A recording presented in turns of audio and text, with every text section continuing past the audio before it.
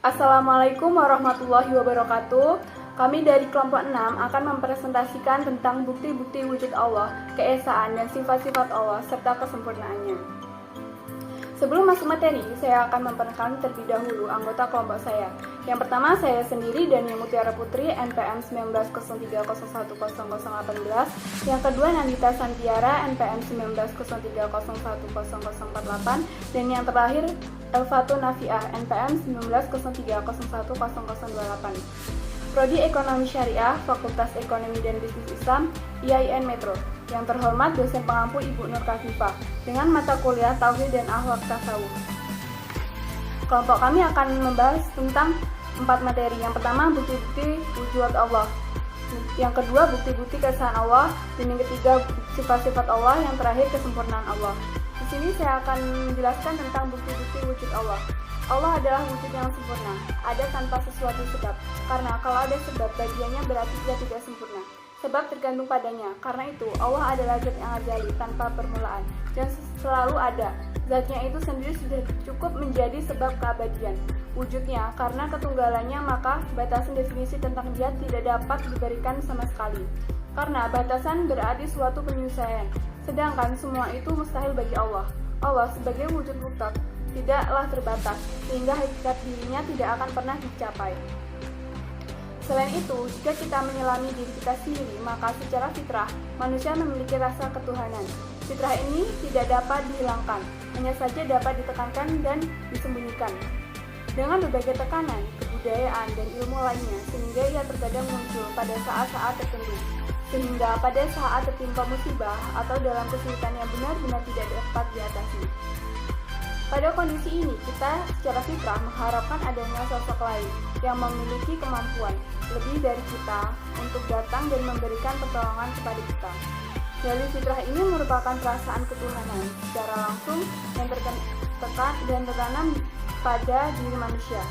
Ia menjadi model sekaligus model khusus manusia.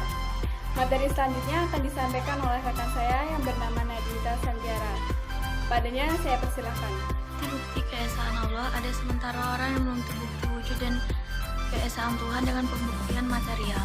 Mereka ingin segera melihatnya di dunia ini. Nabi Musa alaihissalam suatu ketika pernah bermohon agar Tuhan menampakkan dirinya kepadanya, sehingga Allah berfirman sebagai jawaban atas permohonannya. Menurut Quraisy Shihab, ada 2 faktor yang menjadikan makhluk tidak dapat melihat sesuatu. Pertama, karena sesuatu yang akan dilihat terlalu kecil dalam kegelapan. Kedua, karena sesuatu itu sangat terang, manusia tidak sanggup menatap matahari dalam beberapa saat saja. Bahkan saat setelah menatapnya, ia akan menemukan kegelapannya. Kalau demikian, wajar mata kepalanya tak mampu melihat Tuhan pencipta matahari itu. Sayyidina Ali R.A. pernah ditanya oleh seorang sahabatnya bernama Jilib al-Yamani, apakah Anda pernah melihat Tuhan? Beliau menjawab, bagaimana saya menyembah yang tidak pernah saya lihat? Bagaimana Anda melihatnya? Tanyanya kembali. Ilham Ali menjawab, dia tidak bisa dilihat oleh mata dengan pandangan yang kasar, tapi bisa dilihat oleh hati dengan keimanan. Mata hati jauh lebih tajam dan dapat lebih meyakinkan daripada pandangan mata. Secara umum, kita dapat membagi uraian Al-Quran tentang bukti keesaan Tuhan dengan 3 pokok, yaitu kenyataan wujud yang tampak, rasa yang terdapat dalam jiwa manusia, dan dalil-dalil logika. C. Sifat-sifat Allah. Mengenai kesan sifat-sifat Allah, itu berarti bahwa Allah memiliki sifat yang tidak sama dalam substansi dan kapasitasnya dengan sifat makhluk.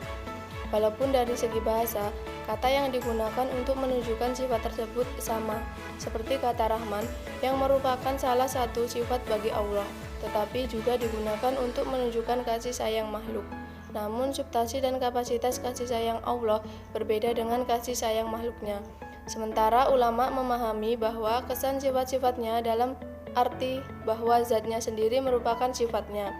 Mereka menolak pensifatan kepada Tuhan, walaupun mereka percaya bahwa Allah Maha Pengampun, Maha Mengetahui, dan sebagainya, atau Asmaul Husna. Akan tetapi, itu dipahami sebagai satu kesatuan dalam zatnya. Mu'tazil juga berusaha menafikan sifat-sifat Allah dalam arti sifat Tuhan tidak berpisah dan berdiri sendiri dari zatnya. Karena jika demikian berarti terjadi yang disebut ta'adud al-qudam, yang tidak mungkin terjadi pada Allah sebagai zat yang esa. Dalam hal nama-nama Tuhan atau sifat-sifat ini, kita dapat melihat salah satu firman Allah. D. Kesempurnaan Allah. Segala puji milik Tuhan yang maha benar yang merangkum di dalam wujudnya semua sifat-sifat yang sempurna dan yang namanya adalah Allah. Dalam istilah Al-Quran, Allah Subhanahu wa Ta'ala adalah nama dari wujud yang sempurna yang patut disembah dan yang merangkum dalam dirinya segala hal yang bersifat sempurna, bebas dari segala celah dan yang Maha Esa, yang tidak mempunyai sekutu serta menjadi sumber mata air dari semua karunia. Dalam kitab sucinya, Allah yang Maha Perkasa mengurangikan namanya Allah Subhanahu wa Ta'ala yang merangkum dalam wujudnya segala sifat dari nama-nama dan sifat lainnya. Tidak ada nama lain yang memiliki derajat demikian. Allah Subhanahu wa Ta'ala merangkum semua sifat-sifat sempurna. Mungkin cukup sekian penjelasan dari materi kelompok kami, kurang lebihnya mohon maaf. Kami akhiri. Wassalamualaikum warahmatullahi wabarakatuh.